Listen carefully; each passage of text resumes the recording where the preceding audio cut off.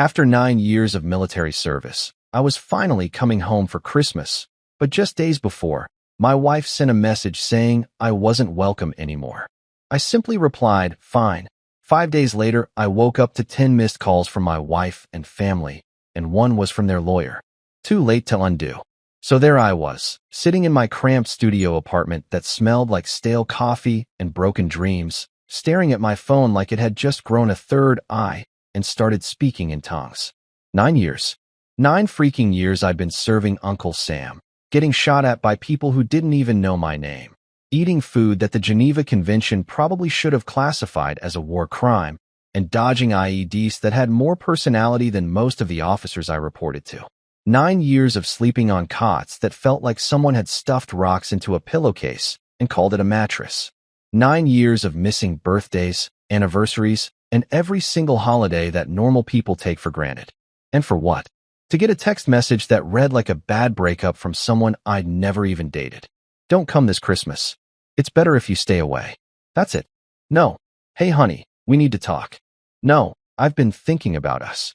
Not even a sorry, but just a cold, calculated emotional eviction notice delivered via text message like I was some Uber Eats driver who'd brought the wrong order. I must have read that message about 15 times, each time hoping the words would magically rearrange themselves into something that made sense, something that didn't feel like getting punched in the gut by someone wearing brass knuckles dipped in disappointment. I looked around my apartment, and I use that term loosely because calling this place an apartment was like calling a cardboard box a mansion.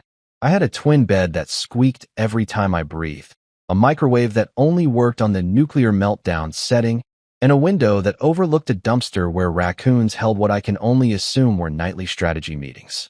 But you know what I also had?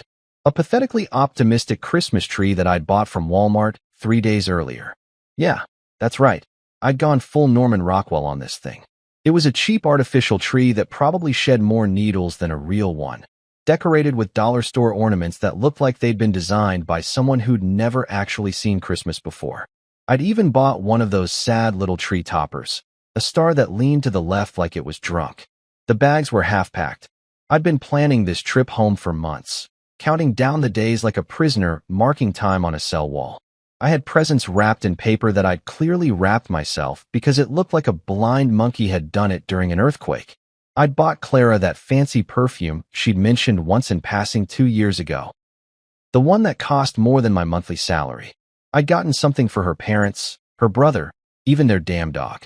I was going to be the perfect soldier coming home for Christmas, the guy in the movies who shows up with snow in his hair and love in his heart, ready to reconnect with the family he'd been protecting from thousands of miles away.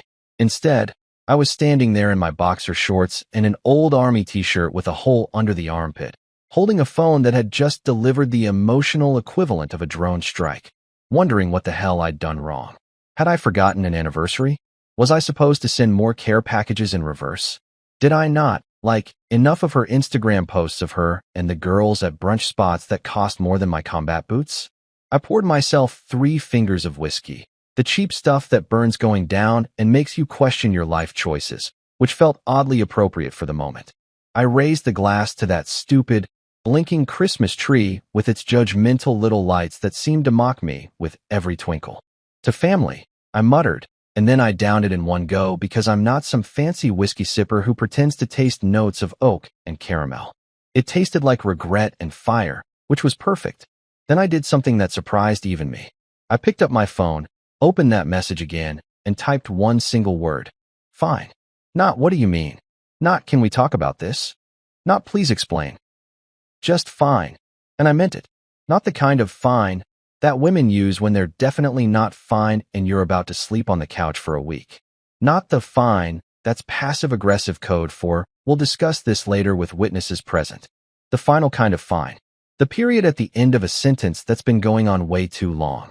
The kind of fine that flips a switch inside you from hope to something harder, something that doesn't bend or break or beg for scraps of affection from people who can't even be bothered to pick up the phone and use their actual voice.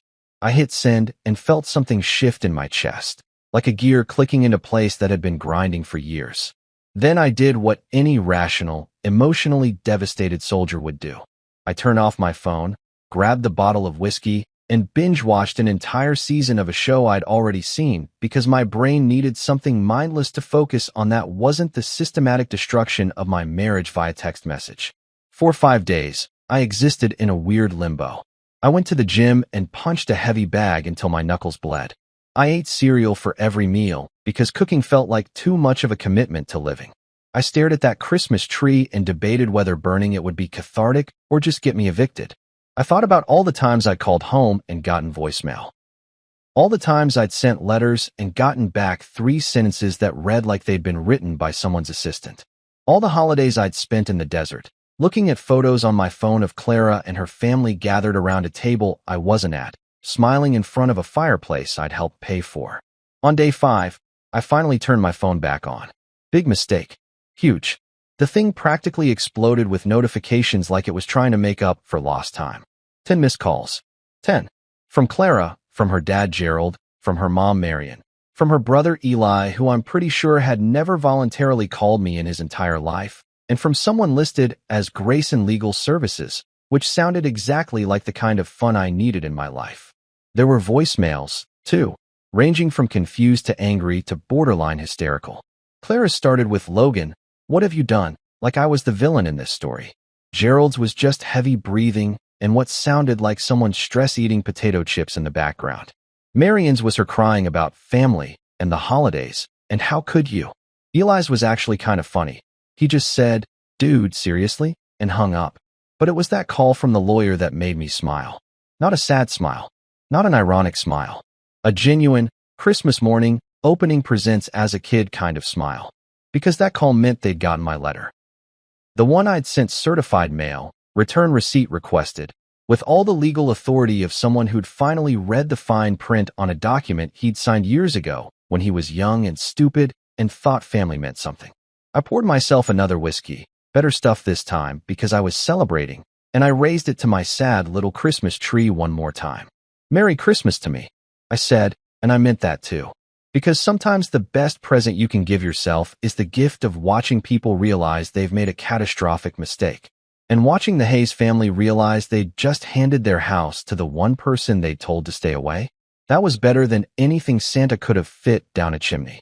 Too late, folks. Way too late to undo what I'd already set in motion.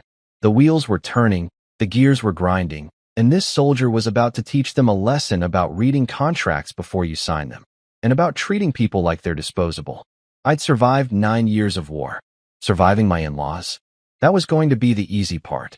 Look, I need you to understand something before we go any further into this beautiful train wreck of a story. I wasn't always the cynical, whiskey-drinking, legally savvy guy who gets his kicks from serving certified mail to his in-laws.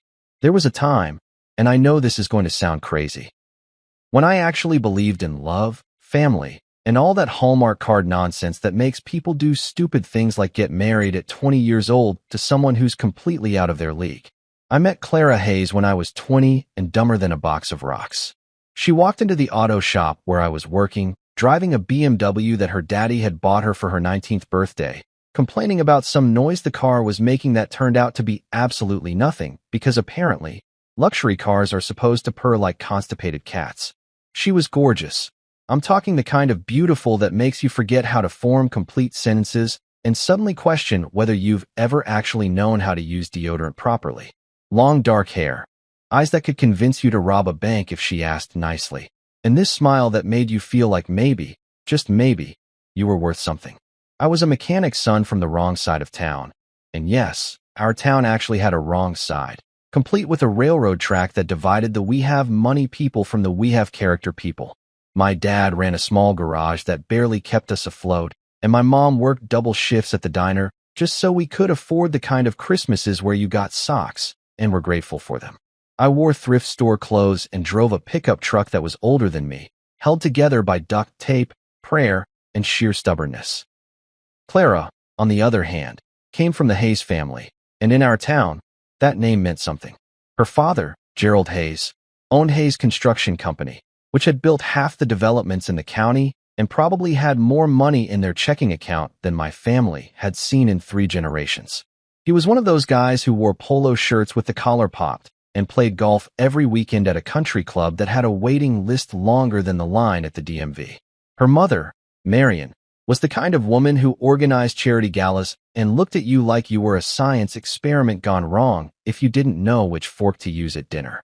She had that permanent smile that didn't quite reach her eyes, the kind that said, "I'm judging everything about you, but doing it politely." When Clara and I started dating, her parents looked at me the way you'd look at a stray dog that wandered into your yard, like I was something that needed to be dealt with, preferably by someone wearing protective gloves. I wasn't good enough for their daughter, and they made sure I knew it in 1,000 subtle ways. Gerald would make comments about blue-collar work and limited prospects, while shaking my hand so hard it felt like he was trying to break my fingers. Marion would smile and say things like, "How nice that you're so practical," in a tone that made practical sound like a terminal disease. But here's the thing, I actually liked the challenge. I wanted to prove them wrong. I wanted to show them that the poor kid from the bad side of town could be something, could make something of himself, could be worthy of their precious daughter. So when the Army recruiter showed up at my high school during senior year, talking about honor and service and the GI Bill that could pay for college, I saw my ticket out. I saw my chance to become someone these people would respect. Clara cried when I told her I was enlisting. Real tears, not the fake kind she'd later perfect for manipulating her father into buying her things. She held my hands and said, "I'm so proud of you. You're going to be a hero." And like an idiot, I believed her. I believed that she meant it, that she'd wait for me, that distance and time wouldn't change what we had. We got married 3 weeks before I shipped out to basic training. It was a small ceremony. Well, small by Hayes family standards, which meant only 200 people instead of 500. Gerald paid for everything, which should have been my first red flag, because nothing in life is free, especially not weddings paid for by men who look at you like you're an investment they're not sure will pay off. Marion cried during the vows, probably mourning the doctor or lawyer her daughter could have married, instead of some jarhead with more courage than common sense. The first deployment was rough. I was stationed in the Middle East, sleeping in tents that turned into ovens during the day and freezers at night, eating MREs that I'm pretty sure violated several international treaties regarding cruel and unusual punishment. I called home whenever I could, which wasn't often, and Clara always answered with this bright, cheerful voice that made me think everything was fine back home. She'd tell me about her day, about brunch with the girls, about her mom's latest charity event, about her dad's new contract that was going to make them even richer. She posted my deployment photo on Facebook with the caption, "So proud of my brave hubby. Hashtag military wife, hashtag blessed and grateful," with a little American flag emoji and a heart. Her friends commented things like, "You're so strong," and "He's so lucky to have you." I remember feeling this weird mix of pride and embarrassment, like I was being shown off as some kind of accessory to her lifestyle, the military husband to go along with her designer bags and yoga classes. The calls got shorter after the first year. The texts got colder. She'd send me one-word responses to my paragraphs. I'd write her letters, actual handwritten letters because I'm apparently a romantic idiot, and she'd text back, THX, with no punctuation. When I asked if everything was okay, she'd say she was just busy or stressed about wedding planning season, because apparently, her friends were all getting married and she had to attend 17 bridal showers. Every time I came home on leave, which wasn't often, maybe once a year, if I was lucky, things felt different. Clara was different. She'd hug me at the airport, but it felt mechanical, like she was going through the motions for the cameras she imagined were watching. We'd go back to the house, her parents' house, where we were temporarily staying until we could find our own place, which was code for, "We're never leaving because why would we when everything is paid for?" And within an hour, Gerald would find something for me to do. "Logan, while you're home, think you could fix that section of the roof?" "Logan, the gutters need cleaning." "Logan, the lawn's looking a bit rough. Mind giving it a mow?" It was always phrased as a question, but we both knew it wasn't. It was his way of reminding me that I was still the help, still the poor kid who'd married up, still someone who needed to earn his keep. "Keeps you grounded," he'd say with that condescending smile, clapping me on the shoulder like we were buddies. "Can't have you getting soft just because you're wearing a uniform." I did it all. Every single thing they asked. I fixed their roof in 100-degree heat while Gerald watched from the air-conditioned house. I shoveled their driveway during blizzards while Eli sat inside playing video games. I mowed their lawn, trimmed their hedges, repaired their fence, unclogged their drains, and basically served as their unpaid handyman whenever I was stateside. Because that's what you do when you're trying to be part of a family, right? You help out. You contribute. You prove your worth. Spoiler alert, I was proving my worth to people who'd already decided I had none. Between deployments, Clara would send me photos of her and the girls traveling. Miami, Vegas, Cabo. Always smiling, always tan, always holding drinks with little umbrellas in them. Don't worry, she'd text. My parents are helping with expenses. You just focus on staying safe. And I did worry, but not about the money. I worried about the growing distance between us. The way her smile in those photos looked more genuine than any smile she'd given me in years. I told myself it was normal, that military marriages were hard, that the distance was the problem, not us. That when I finally came home for good, everything would go back to how it was in the beginning. I held on to that belief like a lifeline, like it was the only thing keeping me sane while I was dodging bullets and watching friends get shipped home in boxes. I believed in family. I believed in loyalty. I believed that the vows we took actually meant something, that for better or worse, wasn't just pretty words people said in churches before eating expensive cake. I believed that if I just kept my head down, kept serving, kept being the good soldier and the good husband and the good son-in-law, eventually it would all work out. Man, was I wrong. So spectacularly, catastrophically wrong that if they gave out medals for being naive, I'd have enough to weigh down a battleship. Because while I was over there believing in forever, they were back here planning my emotional execution. And the worst part? I handed them the ammunition myself, signed and notarized, years before I even knew there was going to be a war. You know that feeling when you're looking for something completely unrelated and you stumble across something that changes your entire life? Like when you're searching for your car keys and instead find your girlfriend's other phone, or when you're cleaning out the garage and discover your dad's secret comic book collection worth 50 grand. Yeah, that's basically what happened to me. Except instead of something cool, I found a document that would become my nuclear option, my legal ace in the hole, my screw you card that I didn't even know I'd been holding for 8 years. It was about 3 days after I'd sent that beautiful, simple, fine text to Clara. I was sitting in my apartment, surrounded by unpacked bags and that judgmental Christmas tree that I still hadn't bothered to take down because taking it down felt like admitting defeat, and I was in full-blown procrastination mode. I didn't want to think about my crumbling marriage. I didn't want to think about the fact that I'd just spent 9 years defending a country so I could come home to a family that didn't want me. So I did what any rational person does when avoiding their feelings. I started organizing old paperwork. I know. Riveting stuff. But hear me out, because this is where it gets good. I had this old filing box that I'd been dragging around with me through various deployments and temporary housing situations. It was one of those plastic containers you buy at Target, filled with random documents that you know you're supposed to keep but never actually look at. Tax returns, medical records, insurance papers, my enlistment documents, and a bunch of other stuff that seemed important at the time. I was going through it with all the enthusiasm of someone watching paint dry, sorting things into piles of still need, probably need. And why did I keep this receipt from 2015? That's when I found a folder labeled House Cosign 2016 in my own handwriting. I stared at it for a solid minute, my brain trying to retrieve a memory that had been buried under years of sand, sweat, and selective amnesia. 2016, I would have been, 23? Fresh off my first deployment, still young and stupid, and eager to please my in-laws who barely tolerated my existence.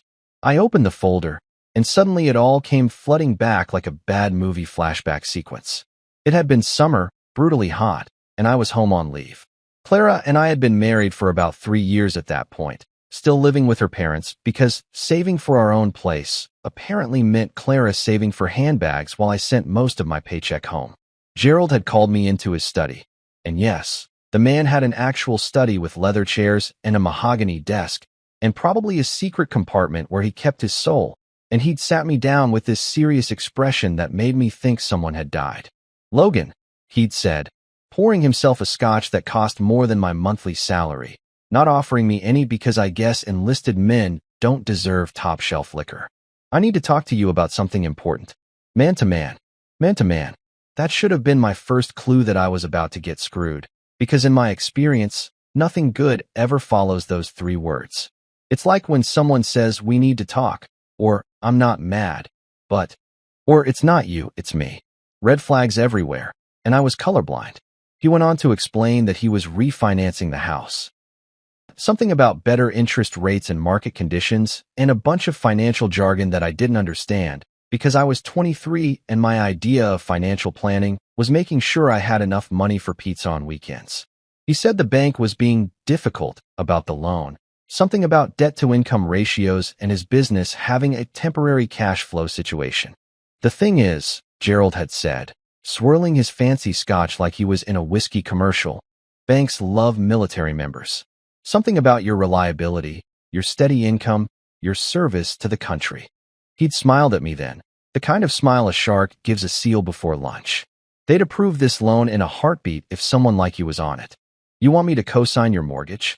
I'd asked, because even young and stupid me could connect those dots. "Think of it as helping family." Marion had chimed in from the doorway, appearing like she'd been waiting for her cue. She'd walked over and patted my shoulder in that way that made me feel like a golden retriever who'd just learned a new trick.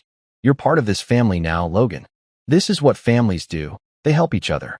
Gerald had slid the papers across his expensive desk. "It's just a formality, really. You probably won't even be on the deed long term. Once my business picks back up and we refinance again in a few years, we'll take your name right off. You won't have to worry about a thing." I should have read those papers. I should have taken them to a lawyer. I should have called my dad, who despite being a simple mechanic had more common sense in his pinky finger than I had in my entire body. But I didn't do any of those things. Instead, I did what I always did when it came to the Hayes family. I tried to prove I was worthy. I tried to show them I was a team player, a family man, someone who could be trusted. Plus, Clara had come in right as I was hesitating, wrapped her arms around me from behind, and whispered, "Thank you for helping us, baby. This means so much to my parents."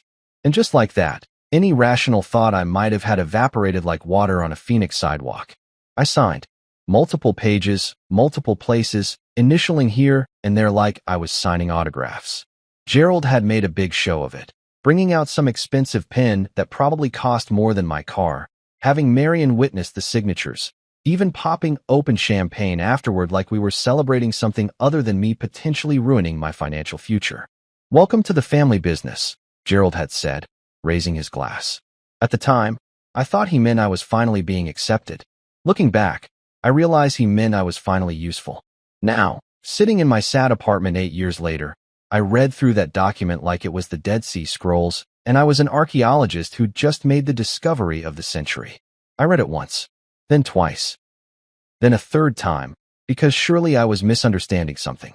But nope, the words didn't change no matter how many times I read them. According to the legal document I was holding, the one with my signature next to Gerald's, notarized and official and binding as hell, I wasn't just a co-signer. I was a co-owner, and not just any co-owner. Due to some quirk in how the loan had been structured, probably because Gerald had been trying to game the system to get better terms with my military status, I owned 51% of the property at 45 Auburn Lane. 51%. That's not half. That's not equal. That's controlling interest. That's majority ownership. That's the legal equivalent of being the captain of a ship, while everyone else is just crew members who can be voted off at any time. I sat there holding this document, my hands actually shaking, and I started laughing. Not a little chuckle. A full-blown, probably concerning the neighbors, borderline hysterical laugh that went on for a solid 5 minutes. Because the irony was just too perfect. Too absolutely, beautifully perfect. For 9 years, I'd been deployed overseas, sleeping in tents and temporary barracks, eating food that I wouldn't feed to my worst enemy, getting shot at by people who hated me for reasons I didn't fully understand. 9 years of danger and discomfort and sacrifice. And the whole time, the Hayes family had been living in a house that I technically owned the majority of. They'd been sipping cocoa by a fireplace that was legally more mine than theirs. They'd been hosting their fancy dinner parties and Christmas gatherings in a living room that I had controlling interest in. They'd been sleeping peacefully in bedrooms that existed on property I could legally make decisions about. And now, after all that, after 9 years of me being the good soldier and the good son-in-law and the good little doormat they could wipe their expensive shoes on, They'd sent me a text telling me not to come home to the house I owned 51% of. They'd emotionally evicted me from my own property. I looked at that document like it was a winning lottery ticket, which in a way, it was. I thought about all the times Gerald had made me fix his roof, clean his gutters, mow his lawn. All the times Marion had looked at me like I was something she'd scraped off her shoe. All the times Clara had prioritized literally everything else over our marriage. All the times Eli had smirked at me like I was the help. They'd been living in my house, drinking cocoa in my living room, celebrating holidays I wasn't invited to on property I legally controlled. For the first time in days, hell, for the first time in years, I smiled. Not a sad smile, not a bitter smile. A genuine, ear-to-ear, Christmas morning when you were 6 kind of smile. The kind of smile that probably would have scared small children if any had been around to see it. Oh, this is going to be fun, I said out loud to my empty apartment, to my sad Christmas tree, to whatever God or karma or universal justice was listening. This is going to be so much fun. I spent the rest of that day reading and rereading the cosign document like it was the final page of a mystery novel where the butler actually did it. I Googled terms like controlling interest and majority ownership, and can you legally kick people out of a house you technically own, which probably put me on some kind of watch list, but at that point, I didn't care. The internet became my best friend, my law school, my vindication station. Every article I read, every legal forum I scrolled through, every real estate law website I visited confirmed what I already suspected. I had options. Beautiful, legally binding, totally going to ruin Christmas options. But here's the thing about the internet. It's great for general information and cat videos, but terrible for specific legal advice. Every website ends with that annoying disclaimer. This is not legal advice. Consult with a qualified attorney in your jurisdiction, which is basically lawyer speak for, we're not getting sued if you screw this up, buddy. So I did what any reasonable person would do. I called Rick Stanton. Rick and I went way back. We'd served together during my second deployment, bunking in the same tent that smelled like feet, regret, and industrial-strength disinfectant that somehow made everything smell worse. He was one of those guys who joined the Army to pay for law school, spent his downtime reading legal textbooks while the rest of us were watching pirated movies on someone's laptop, and generally seemed too smart to be shooting at people in the desert. After his service ended, he'd gone back stateside, finished his law degree, and set up shop as a real estate attorney in Colorado. We'd kept in touch over the years, mostly texting about sports and occasionally calling each other when we needed to remember that there were people who understood what it was like to live in a place where the temperature could literally kill you, and people actually tried to make that happen. I looked at my phone. It was 8 p.m. on a Tuesday, which meant Rick was probably either working late because lawyers apparently don't have normal human schedules, or he was at home watching whatever pretentious documentary lawyers watch to feel intellectual. Either way, this couldn't wait. My newfound legal revelation was burning a hole in my brain like acid, and I needed professional confirmation that I wasn't losing my mind. The phone rang 3 times before he picked up. Logan Hayes, as I live and breathe. Rick's voice came through, sounding genuinely happy to hear from me, which was more than I could say for literally anyone else in my life at the moment. To what do I owe the pleasure? Wait, let me guess. You're calling to ask me what habeas corpus means because you're watching Law and Order reruns again. Hypothetically, I said, cutting straight to the chase because small talk felt like a waste of time when I was sitting on a legal gold mine. What happens if a guy owns 51% of a house and the other people living in it, who own the other 49%, send him a text message telling him he's not welcome there anymore? There was a pause on the other end. A long pause. The kind of pause that lawyers do when they're processing information and calculating billable hours in their heads. Then Rick started laughing. Not a polite chuckle. A full, genuine, wheezing laugh that sounded like he might actually hurt himself. Oh man, he gasped between laughs. Please tell me this isn't hypothetical.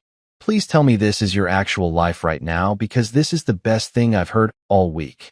It's theoretically based on real events that may or may not be happening to someone who may or may not be me, I said, trying to maintain some dignity even though we both knew exactly what I was talking about. Logan, Rick said, his voice shifting into what I assumed was his professional attorney mode, though he was still clearly amused. If someone owns 51% of a property, they have controlling interest. That means they can make major decisions about that property. If the minority owners, that's your in-laws, hypothetically speaking, are telling the majority owner he can't access his own property, they're essentially in breach of, well, everything. Property law, common sense, basic human decency. So hypothetically, I continued, enjoying this game way too much. If the majority owner wanted to, I don't know, exercise his legal rights and maybe remind the minority owners who actually has the power in this situation, he could do that. Hypothetically, Rick said, and I could hear the grin in his voice. That majority owner would have every legal right to assert his ownership interest. He could demand access. He could initiate proceedings to buy out the minority owners. Hell, depending on how the mortgage is structured and whether they're current on payments, he could even force a sale of the property. I felt a warm glow spreading through my chest, the kind of feeling you get when you realize that karma isn't just a concept. It's an actual force of nature, and it's currently on your side. And hypothetically, if this guy wanted to, say, send a formal letter asserting his rights, would that be advisable? Certified mail, Rick said immediately. Return receipt requested. Make it official, make it legal, make it impossible for them to claim they didn't receive it. You want a paper trail that could be seen from space. Hypothetically, of course, I added. Of course, Rick agreed. Logan, level with me for a second. Is this actually happening? Did Clara and her family really tell you not to come home? I sighed, dropping the hypothetical game because pretending was exhausting and Rick was probably one of the only people in my life who wouldn't judge me for the mess I was in. Via text message.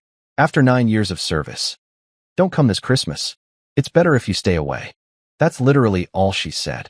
Jesus Christ, Rick muttered. And you co-signed their mortgage?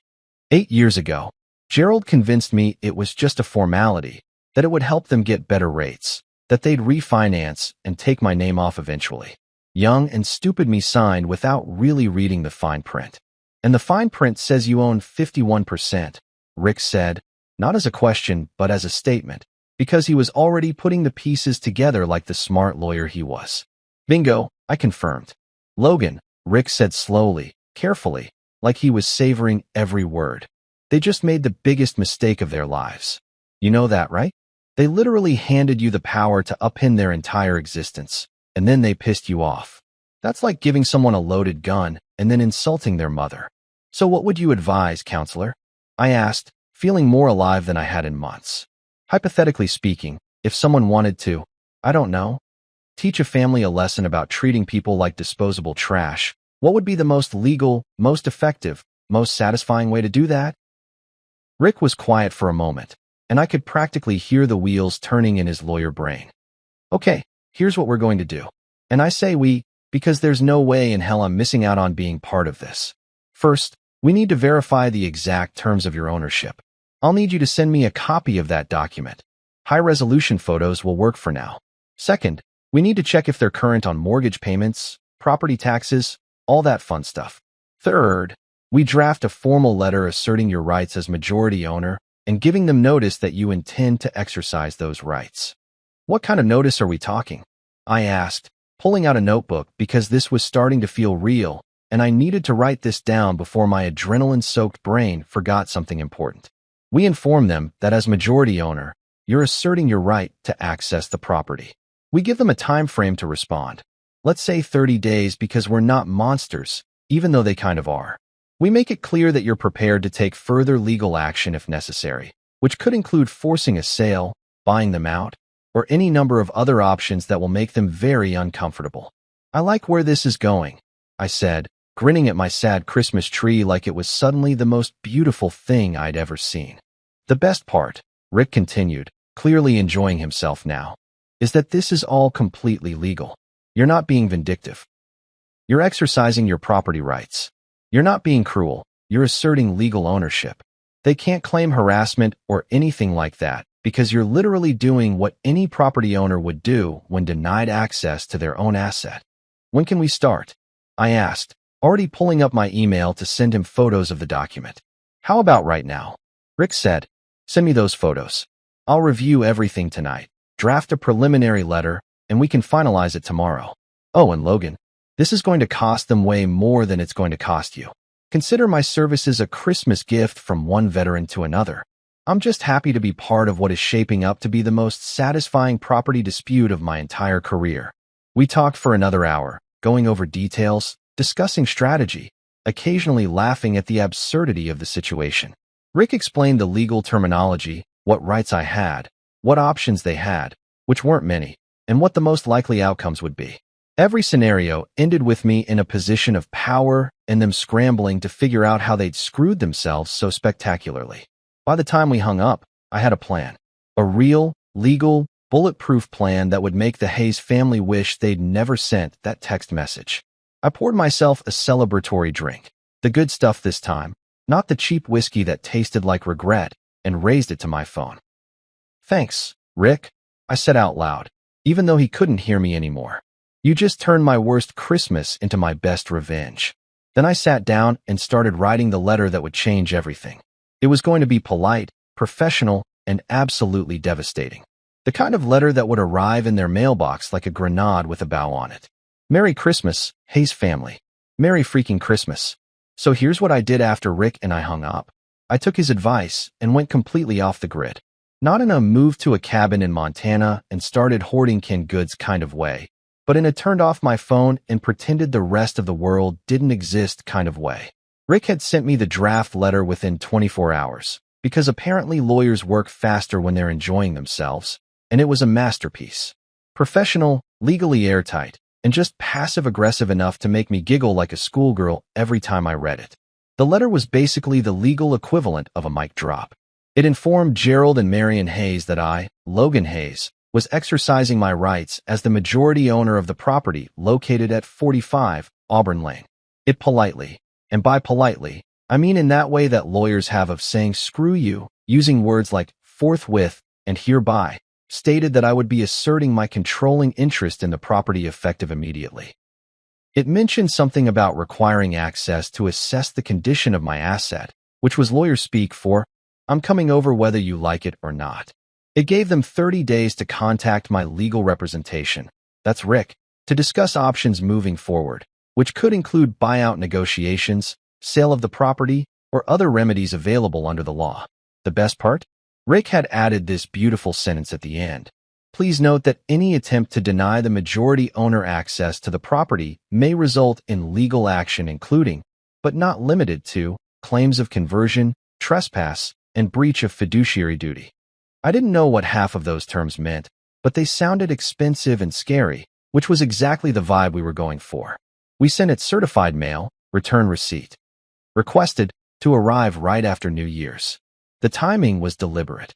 Let them have their Christmas in peace, thinking they'd successfully gotten rid of me, and then hit them with reality when they were nursing their holiday hangovers and feeling smug about how they'd handled the Logan situation. In the meantime, I decided to actually enjoy myself for once. I booked a cabin in the Rockies, one of those places with a fireplace, a hot tub, and absolutely no cell service unless you walked half a mile up a hill, which I had no intention of doing.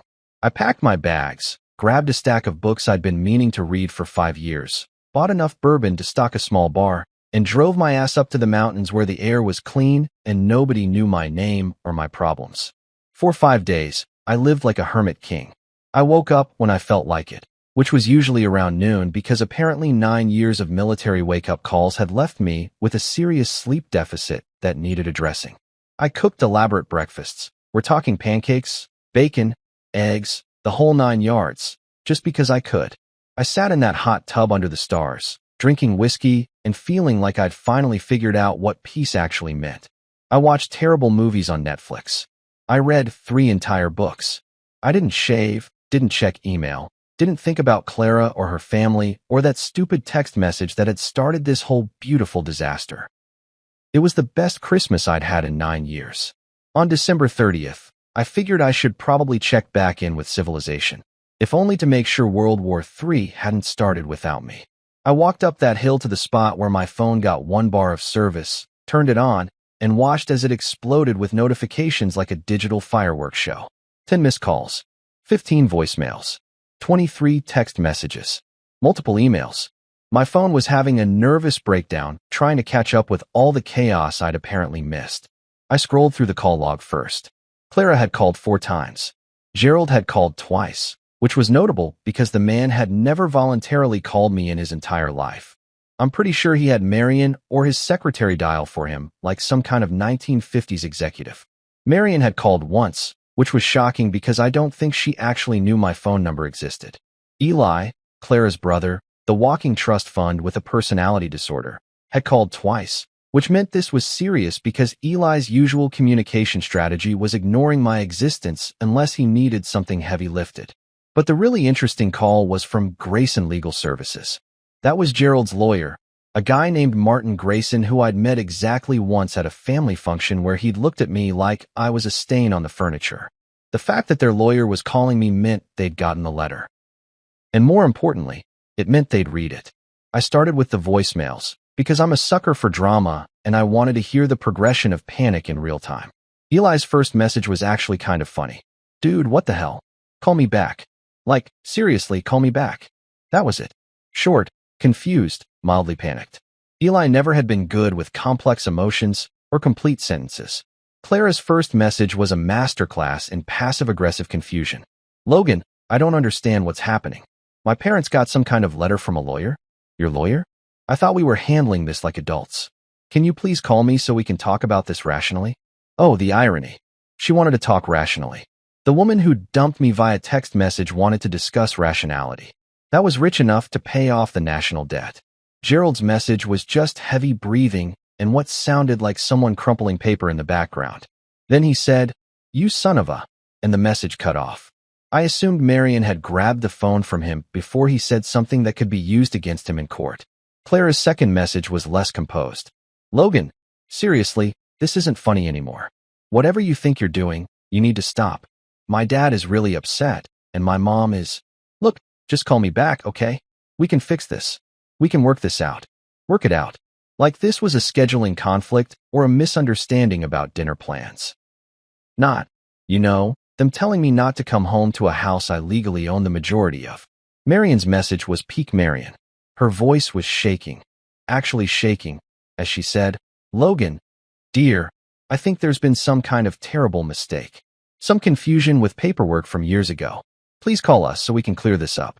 I'm sure it's just a simple misunderstanding. We're family, after all. Family works these things out together. Family. That word again. Funny how I was suddenly family again now that they needed something from me. Eli's second message was less chill. Bro, I don't know what your game is, but you need to knock it off. You're stressing everyone out, and it's Christmas. Have some freaking respect. Whatever beef you have with Clara, leave my parents out of it. Leave his parents out of it. His parents who'd spent 8 years living in a house I technically owned while treating me like the help. Those parents. Clara's third message was where things got interesting. She was crying, or doing a really good impression of crying. It was hard to tell with Clara. Please, Logan. I know I hurt you. I know the text was wrong. I should have called, should have talked to you in person. But this is too much. You're going to make my parents lose their house. Where are they going to go? What are they supposed to do? Please, please call me back. We can figure this out. I'll do anything. Anything. Another interesting word choice. Like this was a negotiation and she had something I wanted. Spoiler alert, she didn't. Gerald's second message was actually coherent this time. Probably because Marion was standing next to him, making sure he didn't say something actionable. Logan, this is Gerald. I think we need to sit down and discuss this situation like men. Obviously, there's been some miscommunication, and I'm sure we can reach an understanding that works for everyone. Call my lawyer, Martin Grayson, and he rattled off a number like I was actually going to call his lawyer to negotiate my own property rights. Clara's fourth message was back to angry. You know what? Fine. If this is how you want to play it, fine. But you're going to regret this, Logan. You think you can just waltz in and destroy my family? After everything we've done for you? After my parents took you in, helped you, treated you like a son? This is how you repay them? You're not the man I married. You're not the man I thought you were. There it was. The real Clara. The one who came out when she didn't get her way. The one who rewrote history to make herself the victim and everyone else the villain. According to her version of events, her parents had taken me in like I was some kind of charity case, not the guy who'd co-signed their mortgage and spent every leave fixing their house while they sipped lemonade. The voicemail from Martin Grayson, attorney at law, was exactly what you'd expect. Professional, slightly condescending, full of phrases like "my clients" and "amicable resolution" and "avoid unnecessary litigation." He wanted me to call him to discuss options and explore mutually beneficial solutions. Translation: they wanted to make this go away without admitting they'd screwed up. I stood there on that hill, cold wind whipping around me, staring at my phone like it was a window into an alternate universe where the Hayes family was actually capable of self-reflection. Then I did something that felt absolutely perfect in the moment. I called Rick. "They got the letter," I said when he answered. "Oh, I know," Rick said, and I could hear the grin in his voice. "Martin Grayson called me yesterday. Had a very interesting conversation about your unreasonable demands and how we should all work together to resolve this unfortunate situation. I told him my client was simply exercising his legal property rights and that any further communication should go through my office." "What did he say to that?" "He sputtered a lot, used words like disproportionate and vindictive. I reminded him that property law doesn't care about feelings, only ownership percentages. Then he threatened to countersue for, honestly, I'm not sure what. He was throwing legal terms around like confetti, hoping something would stick." "Can he do that?" "Countersue? For what?" Rick laughed.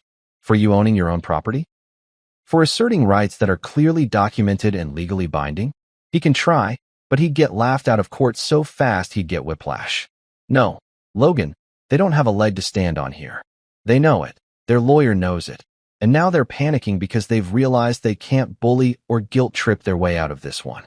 I smiled at the mountains, at the clean snow and the clear sky and the absolute perfection of this moment.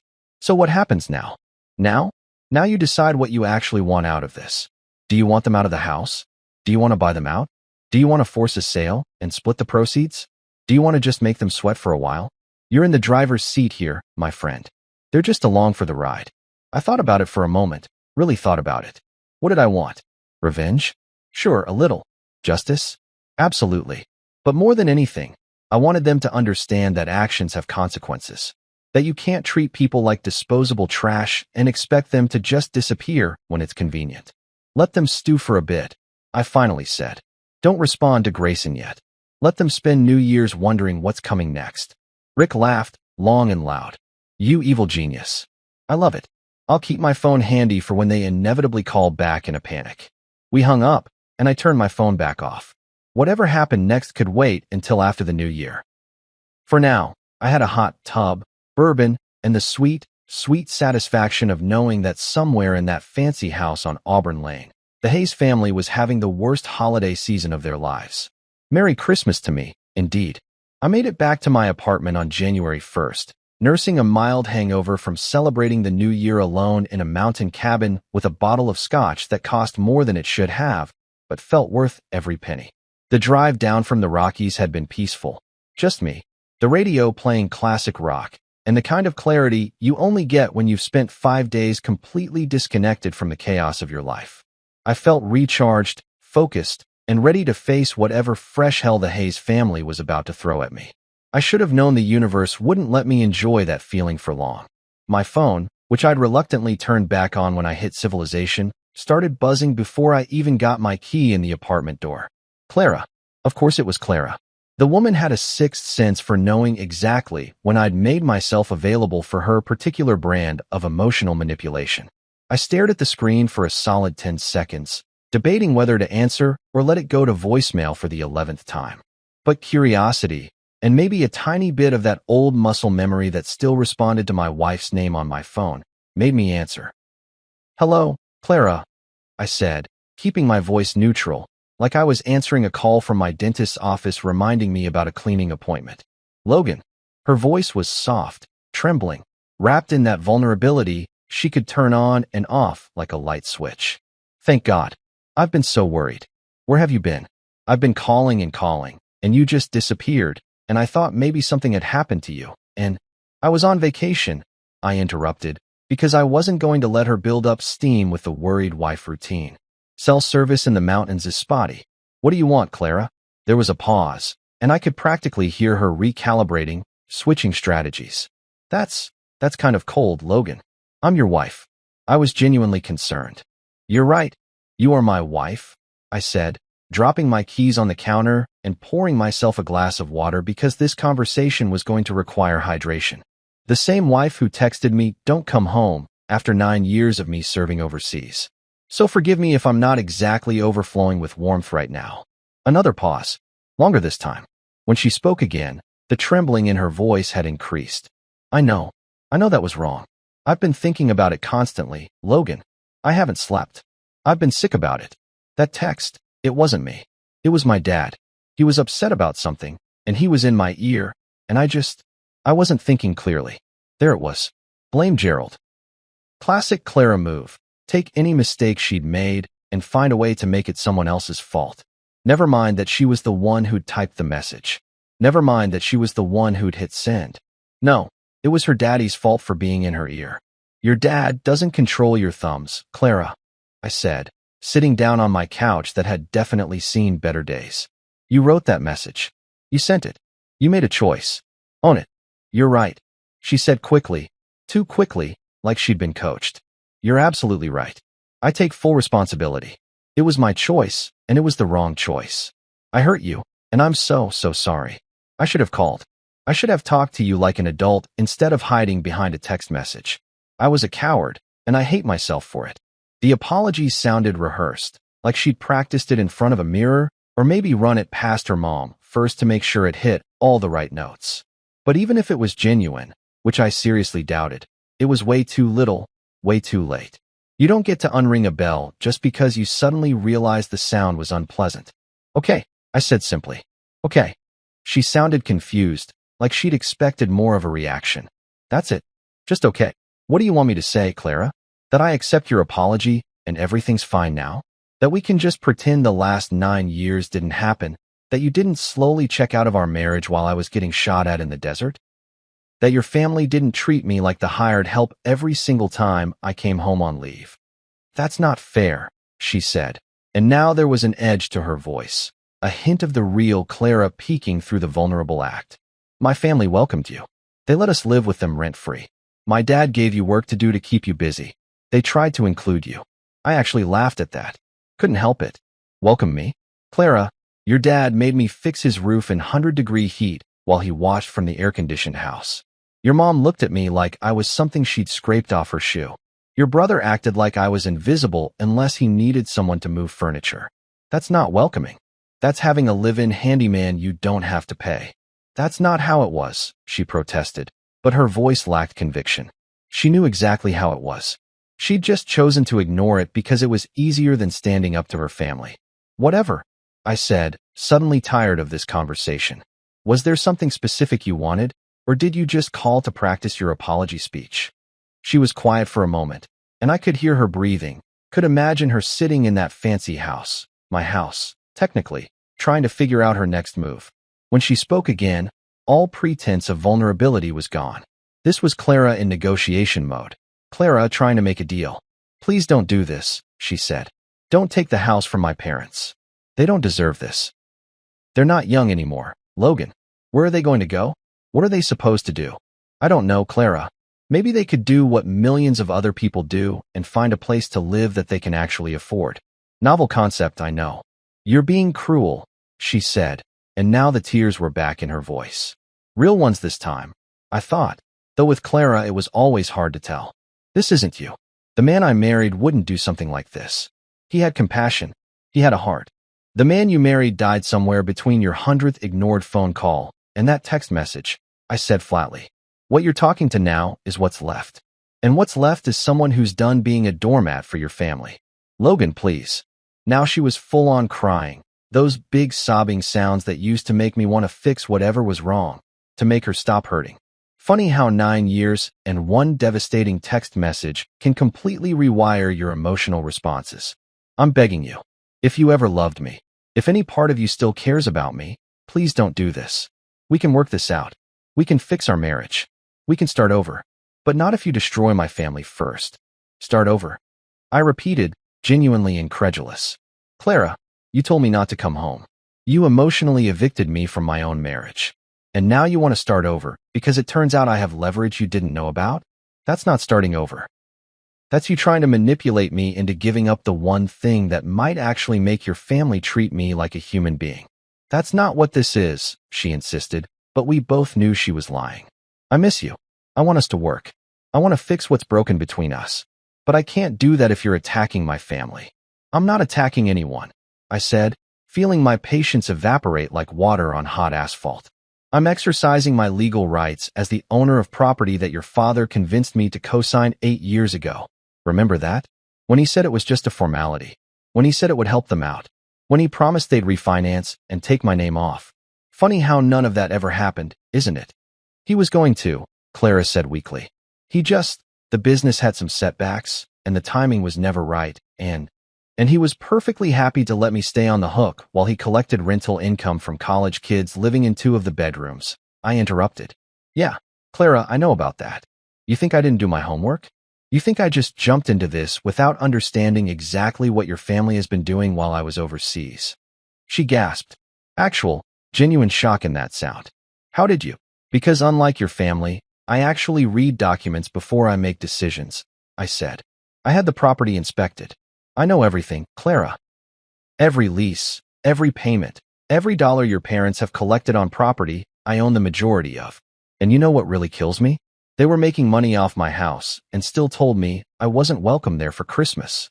The line went quiet. I could hear her breathing, ragged and uneven.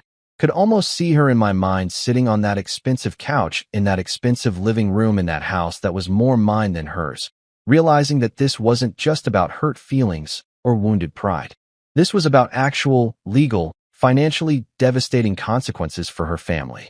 What do you want? She finally asked, her voice small and defeated. Money? Is that what this is about? Because we can work something out. My dad can pay you for your share. We can make this go away. This isn't about money, I said, though the idea of Gerald having to cut me a check was admittedly appealing. This is about respect. About being treated like a person instead of a tool. About not being thrown away the second I become inconvenient. Then what? She asked, frustration creeping back into her voice. What do you want from us, Logan? Tell me what you want, and I'll make it happen. I thought about it for a moment. What did I want? An apology that meant something? An acknowledgement that they'd treated me like garbage? Some cosmic justice that would make the last 9 years feel worth it? I want you to understand that actions have consequences, I finally said. I want your family to realize that you can't treat people like they're disposable. I want your father to know what it feels like to lose something important because someone else decided he wasn't worth keeping around. You're being vindictive, she said quietly. Maybe, I admitted. Or maybe I'm just tired of being nice to people who see niceness as weakness. Maybe I'm done being the good soldier who follows orders even when those orders are designed to keep him in his place. Clara was crying again, harder this time. Please, Logan. You're better than this. I know you are. The man I fell in love with wouldn't use his power to hurt people. The man you fell in love with doesn't exist anymore, I said, and I realized as I said it that it was true. That version of me. Young, optimistic, eager to please, desperate to be accepted by a family that would never actually accept him, had died somewhere between the desert heat and the cold reality of that text message. He got left behind somewhere in the sand. What came back is someone who actually values himself. So that's it? She asked, her voice breaking. You're just going to destroy everything? Our marriage? My family? All of it? I'm not destroying anything, Clara, I said, suddenly exhausted by this entire conversation. I'm just refusing to be destroyed anymore. There's a difference. Your family will figure something out. Rich people always do. They'll sell the house, downsize, maybe rent for a while. They'll survive. The question is whether they'll learn anything from it. And us? She whispered. What about us? I looked around my sad little apartment, at the Christmas tree I still hadn't taken down, at the life I'd built alone while she was off living hers without me. There is no us, Clara. There hasn't been for a long time. We've just been pretending there was. The line went dead. She hung up without saying goodbye, which felt appropriate. We've been saying goodbye in small ways for years. Might as well make it official. I set my phone down and poured myself that bourbon I'd been craving since the call started. Here's to honesty, I thought, raising my glass to the empty room. And to finally being done with people who think love means tolerating their cruelty. 2 days after Clara's tearful phone call, which had accomplished exactly nothing except confirming that our marriage was deader than disco. Rick called me with news that made me spit out my morning coffee all over my kitchen counter. "You're not going to believe what Layla found," he said, and I could hear that barely contained glee in his voice that lawyers get when they discover something juicy during discovery. Layla was his assistant, a sharp-as-hell paralegal who apparently had investigative skills that would make the FBI jealous. "Try me," I said, grabbing paper towels to clean up my coffee disaster. At this point, nothing about the Hayes family would surprise me. They could be running a meth lab out of the basement, and I'd just shrug. "Close," Rick said. "They're running an illegal boarding house." I stopped mid-wipe. "Come again. The property inspection Layla did? She found evidence that Gerald and Marion have been renting out 2 of the bedrooms to college kids. Cash only, no lease agreements, no permits, completely under the table. They've basically turned your house into an unauthorized Airbnb meets Flophouse situation." I stood there in my kitchen, paper towel dripping coffee onto my floor, trying to process this information. "You're telling me that Gerald Hayes, Mr. I own a construction company and know all about building codes and regulations, has been illegally subletting rooms in a house he doesn't even fully own?" "That's exactly what I'm telling you," Rick confirmed. "And it gets better. According to the neighbors Layla interviewed, very chatty folks, by the way, they love to gossip. This has been going on for at least 3 years. Maybe longer. These kids rotate in and out, usually college students from the university about 20 minutes away. Gerald charges them $500 a month each, cash, no receipts, no paper trail. That's $1,000 a month in unreported income that you, as the majority owner, never consented to and never saw a dime of." I started laughing. I couldn't help it. The absurdity of it was just too perfect, too beautifully ironic. Here I'd been, sleeping in tents in the Middle East, eating meals that violated several articles of the Geneva Convention, dodging bullets and IEDs, while Gerald and Marion were back home collecting tax-free rental income from college kids living in bedrooms of a house that was legally more mine than theirs. They were making money off my property, and then had the audacity to tell me I wasn't welcome there for Christmas. "Logan, you still there?" Rick asked after I'd been laughing for what was probably an uncomfortable amount of time. Yeah, I'm here," I managed between gasps. This is incredible. This is the most Gerald Hayes thing I've ever heard. The man lectures me about responsibility and being a man and contributing to society, and meanwhile, he's running an illegal rental operation and pocketing cash under the table. The hypocrisy is so thick you could cut it with a knife and serve it at Thanksgiving. "It's definitely actionable," Rick said, his lawyer brain already working through the implications. "This gives us additional leverage. Not only are you the majority owner exercising your rights, but you're also shutting down an illegal operation that violates local housing ordinances, zoning laws, and probably several tax regulations. You're not being vindictive. You're being a responsible property owner who's putting a stop to illegal activity." "How illegal are we talking?" I asked, my mind already spinning with possibilities. "Well, let's see," Rick said, and I could hear him shuffling papers. "Operating a boarding house without proper permits and licenses. That's violation number 1. Failure to collect and remit occupancy taxes. Violation number 2. Unreported rental income. That's a federal tax issue. Violation number 3. Potential violations of local zoning ordinances if the property is zoned for single-family residential only." And Layla checked. It is. That's violation number 4. "And if there are any housing code violations in those bedrooms, which there almost certainly are because I doubt Gerald was maintaining them to code, that's additional violations. Your in-laws have basically built themselves a house of cards, and you're holding the match." I sat down at my kitchen table, my coffee forgotten, my brain trying to wrap itself around the magnificent stupidity of what Gerald had done. "So what you're saying is that not only do I have the legal right to exercise my ownership of the property, but I also have the moral high ground of shutting down an illegal operation?" "Bingo," Rick said. "And here's the really beautiful part. When we inform them that all subleases are void and they need to vacate those tenants immediately, they can't argue. They can't say, but we have lease agreements because those agreements are illegal. They can't say these kids have nowhere to go because they should never have been there in the first place. They have absolutely no leg to stand on. They're caught red-handed running an illegal boarding house in a property they don't have controlling interest in. How much do you think they've made off this over the years? I asked, doing some quick mental math that was probably way off, but made me angry anyway. If it's been 3 years at $1,000 a month, that's $36,000 minimum, Rick calculated. But Layla's talking to more neighbors, checking county records, looking at utility bills. If it's been longer, and I suspect it has, we could be talking $50, $60, even $75,000. All cash, all unreported, all from a property you own the majority of. I felt something hot and sharp twist in my chest. Not quite anger. I was past that now, but something closer to cold, calculated fury. The kind of emotion that doesn't make you yell or throw things, but instead makes you very, very focused on the task at hand. Gerald Hayes had spent years looking down his nose at me, treating me like I was beneath him, like I was some poor kid who'd gotten lucky marrying his daughter.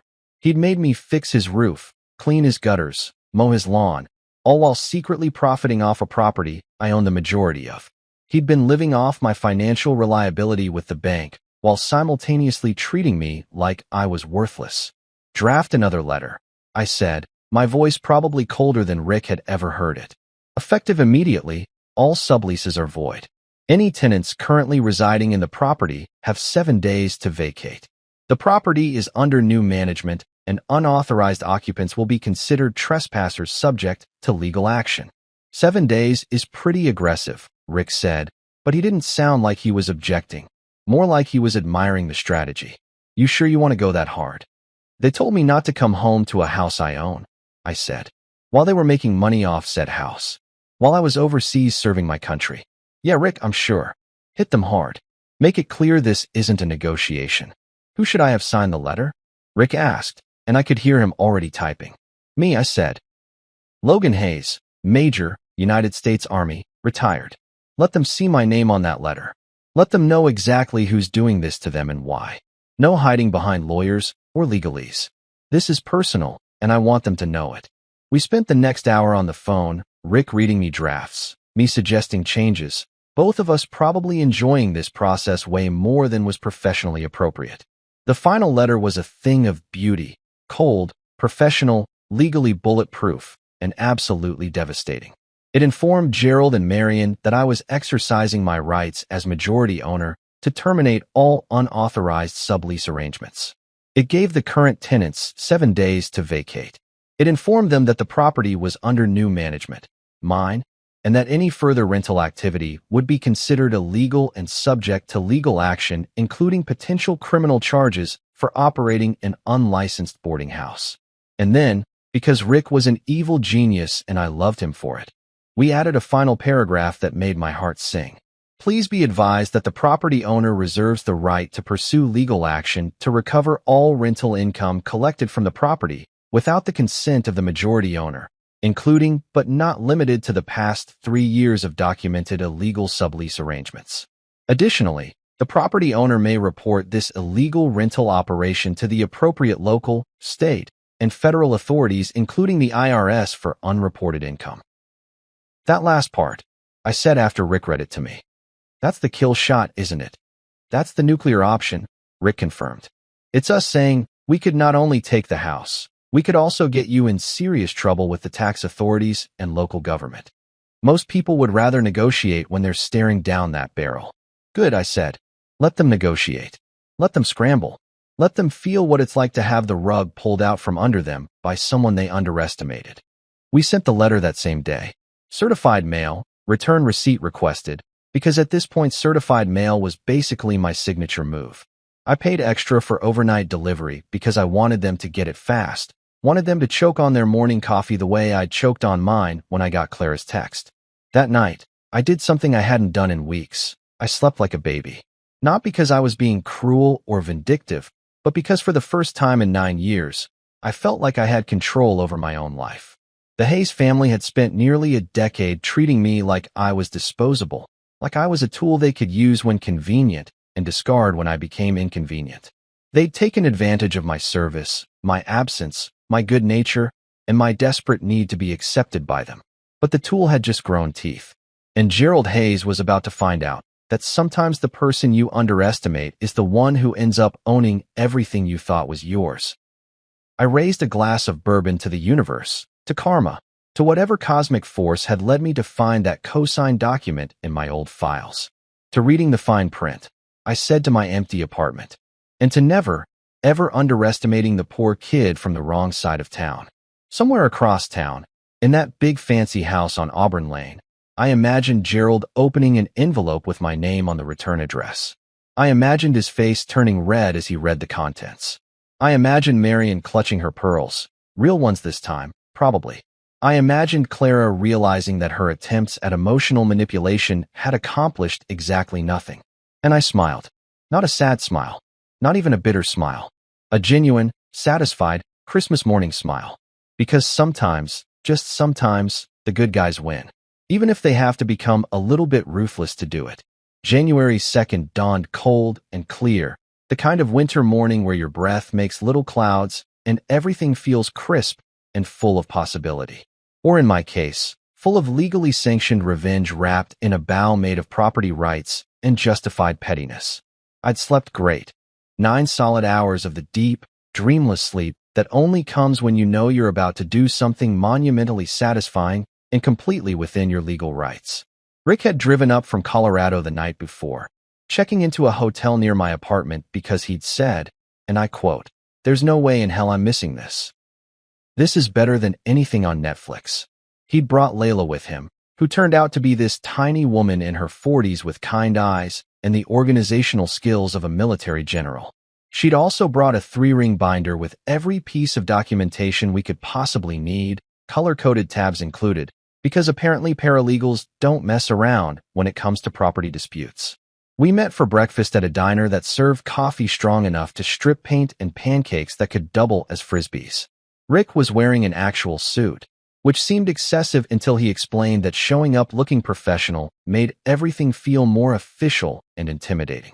Psychological warfare, he'd said, cutting into his eggs. We want them to know this isn't just you being petty. This is you being petty with legal representation. The locksmith arrived at my apartment at 9 a.m. sharp. His name was Dennis. He was probably in his 60s, and he had the weathered look of a man who'd seen some things in his line of work. When I explained the situation, keeping it vague but hitting the highlights about co-signing a mortgage and being told not to come home, his face broke into this huge grin. "Son," Dennis said, loading his tools into his van. "I've been doing this job for 35 years, and this is the best call I've gotten in a decade. I once changed locks for a woman who'd caught her husband cheating. Another time I helped a guy lock out his business partner who'd been embezzling. But this? A military man taking back his own house from in-laws who tried to shut him out? This is poetry." We drove in a convoy, my truck leading, followed by Rick's rental car with Layla riding shotgun surrounded by her documentation, and Dennis bringing up the rear in his locksmith van. I felt like we were going to war, except instead of guns we had legal documents, and instead of enemies we had my confused, panicking in-laws who were about to have the worst day of their lives. The house at 45, Auburn Lane looked exactly like I remembered it. A big, beautiful 2-story colonial with a perfectly manicured lawn that I'd mowed approximately 800 times, a 3-car garage that Gerald had never let me park in, and a front door that I'd walked through countless times feeling like an outsider in what was technically my own property. Today, that was going to change. I pulled into the driveway, all the way up, right in front of the garage, blocking it completely because I was feeling petty and I'd earned it. Rick parked on the street, and Dennis pulled in behind me, his van advertising Dennis's lock and key service. 24/7 emergency services in big cheerful letters that seemed almost comically inappropriate for what we were about to do. Before we'd even made it to the front door, it swung open. Gerald stood there in khakis and a polo shirt. Collar popped, naturally, his face already red and furious. Behind him, I could see Marion hovering, looking like she was about to faint, and Clara standing at the bottom of the stairs in yoga pants and an oversized sweater, her face puffy like she'd been crying. Eli was there too, leaning against the wall with his phone in his hand, probably live tweeting his family's destruction or whatever useless thing he did with his time. "What the hell is this, Logan?" Gerald bellowed, stepping out onto the porch like he was king of the castle. "Some kind of power trip? You think you can just show up here with your lawyer and he gestured at Dennis. your locksmith, and intimidate us? Good morning to you too, Gerald, I said pleasantly, climbing the steps with Rick and Layla flanking me like the world's most professional entourage. And to answer your question, no, this isn't a power trip. This is a property management transfer. Perfectly legal, all above board. Exactly what any responsible majority owner would do when they discover their property has been mismanaged. Mismanaged? Marion squeaked from the doorway, her hand flying to her chest. We've maintained this house perfectly. We've taken excellent care of it. Oh, is that what we're calling running an illegal boarding house now? Rick interjected smoothly, pulling a document from his briefcase. Maintaining it perfectly? Because I have statements from 3 neighbors, county records showing utility usage consistent with more than 2 residents, and photographic evidence of multiple people living here who aren't family members. Would you like to revise your statement about excellent care, Mrs. Hayes? Marion's face went white. Gerald's went redder. Clara made a sound like a wounded animal. Eli, credit where it's due, actually looked up from his phone. We were just helping out some students, Gerald sputtered, but his bluster was fading fast. Giving them a place to stay. It's called being generous, something you wouldn't understand. Generous, I repeated, savoring the word. Is that what we're calling $500 a month per person, cash only, no receipts? Funny, most people call that running a business. And most people running a business get permits, file taxes, and, oh, here's the important part, actually own the property they're doing business with. Which brings me to why I'm here. I pulled out my own copy of the cosign document, the one that had been sitting in my files for 8 years like a time bomb waiting to go off. This is the mortgage cosign agreement from 2016. The one you told me was just a formality, Gerald. Remember that? You said it would help you get better rates. You said you'd refinance and take my name off. You said a lot of things, actually. We were going to, Gerald started. Let me finish. I cut him off, and something in my voice must have warned him not to push it because he actually shut up. According to this document, which has been reviewed by my attorney and verified by the county records office, I own 51% of this property. Controlling interest. That makes me the primary owner, and you and Marion minority stakeholders. That's ridiculous. Eli piped up from his position by the wall. This is our family home. You can't just... Actually, yes he can, Layla said, stepping forward with her binder like a schoolteacher about to drop some knowledge. As majority owner, Mr. Hayes has the legal right to make decisions regarding the property, including, but not limited to, determining occupancy, setting rental policies, initiating sale proceedings, or requiring minority owners to either buy out his interest or vacate the premises. This is insane, Clara said, her voice breaking. Logan, you can't do this. You can't just take our home. Your home. I looked at her, really looked at her, probably for the first time in years. Clara, you texted me and told me not to come home. To this house. The one I own 51% of. You literally evicted me from my own property via text message. So let's not talk about who's taking what from whom. That was a mistake, she cried, tears streaming down her face. I told you I was sorry. I told you we could work it out. And I told you actions have consequences, I said, turning back to Gerald. Here's how this is going to work. Dennis here is going to change all the locks on this property, front door, back door, garage, everything. As of right now, I am exercising my rights as majority owner to take control of property management. You have 30 days to either 1. Buy out my 51% at fair market value as determined by an independent appraiser. 2. Sell the property and split the proceeds according to our ownership percentages. Or 3. Vacate the premises and allow me to assume full control. You can't do this, Gerald roared, his face now a concerning shade of purple. This is our house. We've lived here for 20 years. You think you can just waltz in here and... Technically, yes, Rick said cheerfully. And if you'd like to challenge this in court, I'd be happy to represent Mr. Hayes. Of course, that would mean putting all of this on the record, including the illegal boarding house, the unreported rental income, the tax evasion, the violations of local housing ordinances. I'm sure that would go great for you. The IRS loves hearing about unreported cash income. Marion actually swayed on her feet. Clara grabbed the doorframe for support. Eli's phone clattered to the floor. Gerald just stood there, opening and closing his mouth like a fish who'd suddenly realized the hook had been set deep. "This is extortion," Gerald finally managed. "No," I said calmly. "This is property law. This is what happens when you treat people like they're disposable and forget to check whether they actually have any power. You spent 8 years treating me like I was beneath you, Gerald. Made me fix your roof, clean your gutters, mow your lawn. Looked at me like I was some charity case who should be grateful you let me marry your daughter.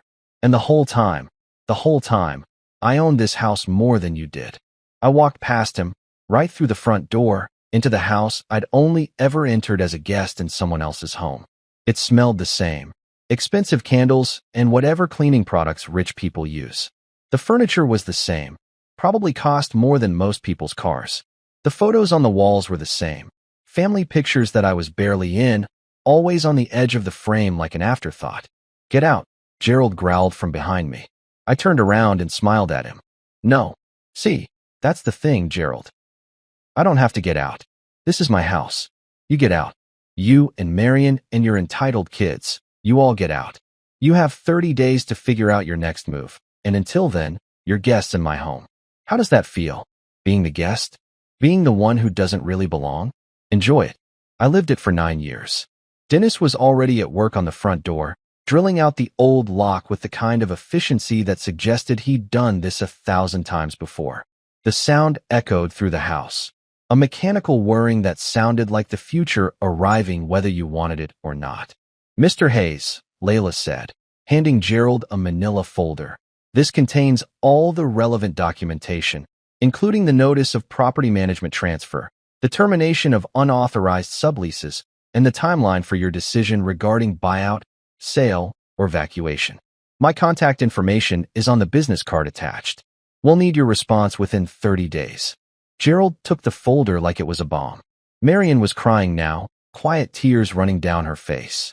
Clara was staring at me like she'd never seen me before, like I was some stranger who'd wandered into her life and upended everything. I looked at Eli, still standing there with his mouth hanging open. "Nice mug you had at Christmas," I said, referencing the #1 sun mug I'd seen in one of Clara's Instagram posts. "Bet it's dishwasher safe. You'll probably need to pack it up soon." Then I walked out, Rick and Layla following me, leaving the Hayes family standing in their front hallway, my front hallway, looking like their world had just ended. Which, in a way, it had.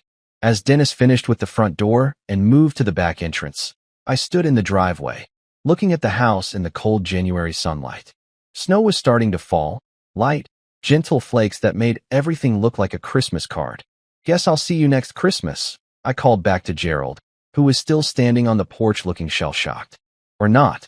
We drove away in our little convoy, leaving the Hayes family to contemplate their next move.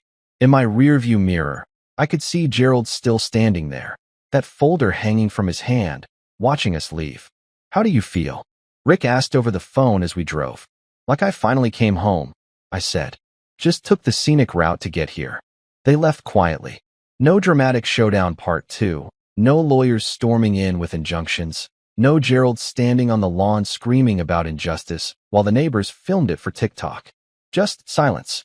They packed up their stuff over the next 2 weeks, hired movers who gave me sympathetic looks like they'd seen this movie before, and disappeared into whatever rental property accepts families who've spectacularly screwed themselves over. The morning after they left, I walked into 45 Auburn Lane with my own key. My key, not a copy, not a borrowed one. And stood in the empty living room. It smelled like dust, regret, and whatever cheap perfume Clara had been wearing lately. The walls had weird rectangular shadows where their expensive art had hung. The floors were scratched.